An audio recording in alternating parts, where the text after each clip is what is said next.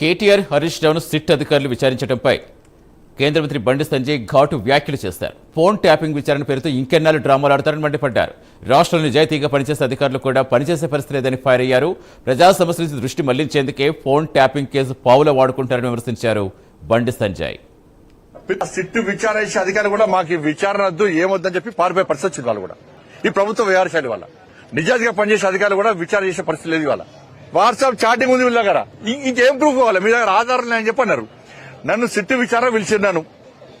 పిలిచినప్పుడు ఫలానా రోజు ఫోన్ ట్యాప్ జరిగింది, నీ ఫోన్ వీల్ చేసిండ్రు, నువ్వు ఫలానా వ్యక్తులకు ఫోన్ చేసినావు, నువ్వు ఇది మాట్లాడినావు, నువ్వు ఇది జరిగింది అని చెప్పి నాకు మొత్తం చెప్పారు. నాకు అంటే ఆధారాలు ఉన్నట్టే. నన్ను విచారణ పిలిచి ఇప్పటికి 3 నెలలు 4 నెలలు అయింది. ఇప్పటికి ఎక్కువ 6 నెలలు అయింది. మరి చర్యలేవి? ఇప్పుడు ఏం చేస్తారు? హరీష్ రావు గారు పిలిచారు, కేటీఆర్ గారు పిలిచారు. ఈ వారం రోజులు అలచలు చేస్తారు. ఇక మళ్ళీ ఒక 3 days అవుతా మళ్ళీ సిట్టు విచారణ క్లోజ్.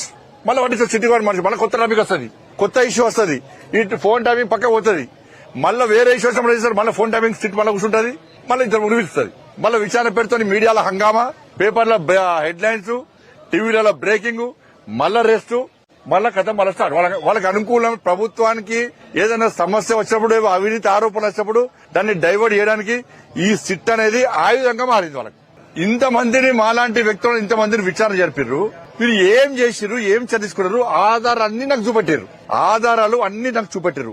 ఇంత మంచి ఆధారాలు మీ దగ్గర ఉన్నప్పుడు ఇంకా విచారణ పేరుతో ఎందుకు కాలాపన చేస్తున్నారు? మీరు వాళ్ళని తిడతారు, వాళ్ళు మిమ్మల్ని తిడతారు. ఎందుకు చేస్తున్నారంటే ఎక్కువ విచారణ చేసిన కొద్దీ ఢిల్లీకి ఎక్కువ ముడుపులు ముడతాయి. ఏసీసీ భవన్ కు ఫామ్ హౌస్ కు మధ్యలో డీల్ కుదురుతలేదు.